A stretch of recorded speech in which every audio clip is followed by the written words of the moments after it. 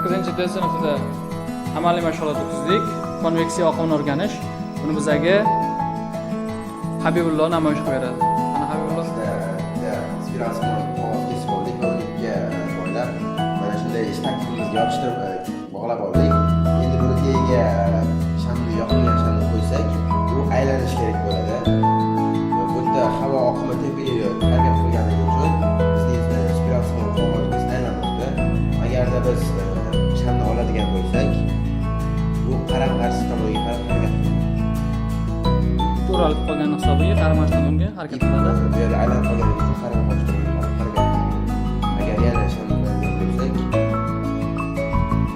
to'xtab yana o'sha yo'nalishda aylanmoqda. Demak, konveksiya oqimi hosil bo'lyapti. Issiq havo qattiq harakat qilyapti. tepaga qarab harakat qiladi. Issiq havo pastdan yuqoriga qarab